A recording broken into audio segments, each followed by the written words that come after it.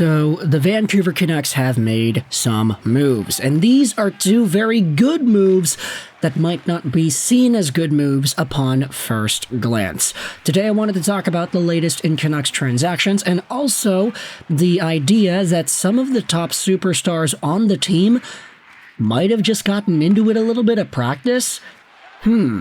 Interesting. Please bear with me as my voice absolutely sucks. I'm still trying to recover from whatever it is infected me and my throat over the weekend. I'm feeling okay. You know, it doesn't feel bad. It doesn't hurt either. It just sounds bad. And by sounds bad, I mean my voice sounds bad. So, yeah. Sorry about that. Anyways, today we're talking about the Canucks and their latest roster moves because GM Patrik Allvin earlier today announced that Erik Brannstrom and Arshdeep Bains have been assigned to the Abbotsford Canucks in the AHL. Now, upon first glance, you might be thinking, wait a minute, what? Why? Erik Brannstrom had himself a point in the game the other day, and he's been looking really good. He's been adding extra offensive depth throughout the bottom pairings of the Vancouver Canucks. He's got 1 point in 3 games, which is not terrible. I mean, he had scored the point in the game against Chicago too, the very nice assist. And Arshdeep Bains, on the other hand, had some pretty good forechecking, and he was doing his role. It's not like he was the best player out there, but if he comes out, who's coming in? It's easy to say, hey, Dakota Joshua's not healthy yet. Are they going to start giving minutes to Daniel Sprong?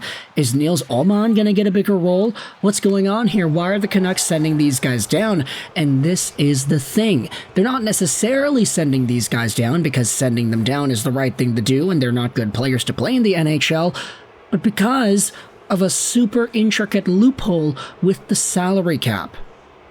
Take a look at this. Canucks News Summary and Ben Kuzma both tweeted underneath this Vancouver Canucks announcement. For those wondering why, the Vancouver Canucks have 2 days off. This is a paper transaction. It increases their cap accrual 5 times for the next 2 days. Both will be recalled on Saturday. Ben Kuzma said the Canucks are adding cap space. And the same thing pops up as it pops up every time.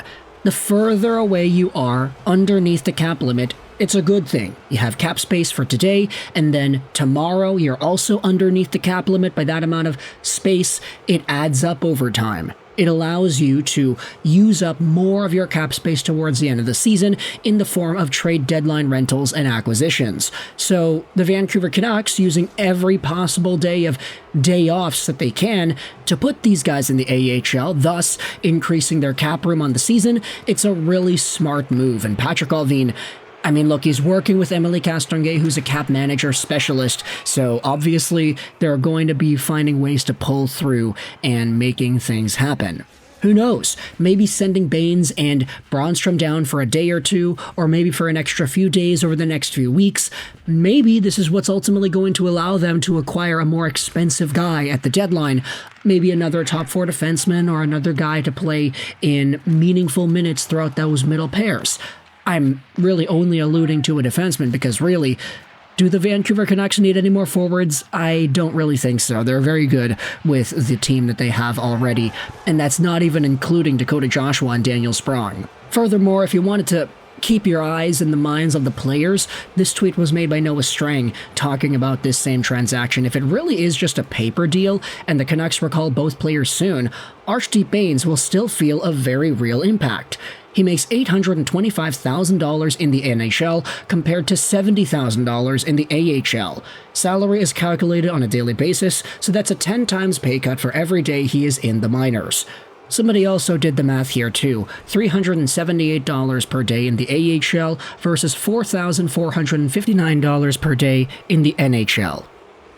Now, look, I get it. There's a really big discrepancy between NHL and AHL salaries, but at the end of the day, it's like that for a reason. The NHL is the big leagues, and you are going to be a part of the big leagues making $4,000 a day if you are good enough to stick around. The fact is, though, Arshdeep Bains, this is hopefully going to be the most NHL-heavy season of his career, so going from $4,000 a day to $300 a day to $4,000 a day to $300 a day, I think it's pretty alright. It's reasonably okay for a guy who hasn't made this kind of money before. In fact, AHL salaries, man, assuming that's 70,000 Canadian dollars, like, I'm sure a good chunk of people watching this video, and maybe even the guy who's talking into the microphone, would not be surprised if a bunch of us actually made more money than that. But anyways, the NHL salary probably does blow us out of the water. I mean, I'm doing a pretty good job here on YouTube in terms of accruing income, but I don't think I'll ever get to $800,000 a year. So expect Bains and Brannstrom to get called up at some point in the next few days here. Probably on Saturday before the Canucks playoff against who's their opponent on Saturday? It is the Pittsburgh Penguins. Okay, Sidney Crosby, great.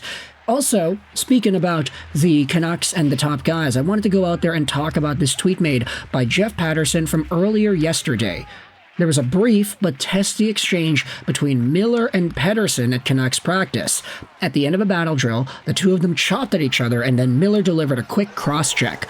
A few words were exchanged. It wasn't any bigger than that, but it definitely looked like it had some heat. The two then went their separate ways. It didn't escalate to the point that the coaches or teammates had to intervene.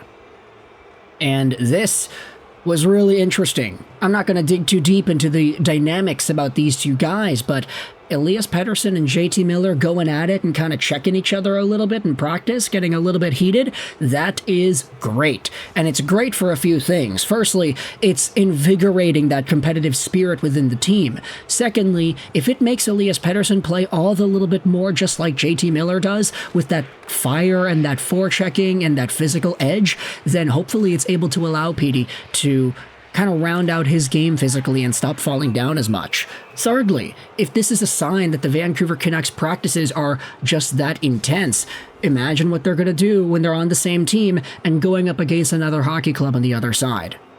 JT Miller doing his best to get a spark out of Petey, Chris Conn says. Gotta love it.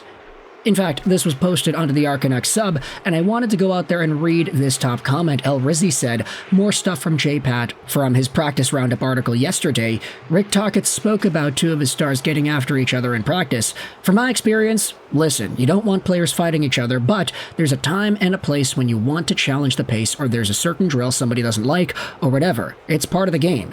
It's not a big deal. I've gotten into it a few times. You move on. You'd be the first guy to take a guy to dinner. I'm sure if there was a scrum on Saturday night, Millsy would be the first to jump in for Petey. Pettersson then spoke out about mixing up with Miller in practice. It's good. I think we should practice with an edge. It's good. And then some other comments here, like this one from MZN Nazi says, Miller wasn't really pissed at all, and he's trying to spark a fire. The Canucks are on another level when Petey is playing mean and to his potential, and Millsy knows it too. A reply here says that, honestly, Petey playing at even just 80% of his potential in the playoffs last year would have brought us to the finals at the very least. And honestly, you know what? I'm not too sure if I disagree with that necessarily. The team was so good even without Pettersson playing to his best. So, yeah, I don't know. Maybe it would have been better. If they fight, we will win the cup this year. It's the Garland-Joshua special tactics. We getting the Lotto line back together? Yeah, inside jokes for days, eh? Ain't that the best? Also, to end things off, I wanted to go over one more comment from Yosu. This is the mod on the Canucks sub. I think Elias Pettersson has said before that he and Miller aren't really friends, but just that he respects Miller a lot as a teammate. It happens, I guess. And a reply says the 2011 team regularly had players fighting or playing rough with each other, so that's not an issue either. Furthermore, another reply says, it's weird how people expect teammates to like each other, be friends, and hang out at hockey. Does it happen? Sure, but think how many people don't even like each other at your job.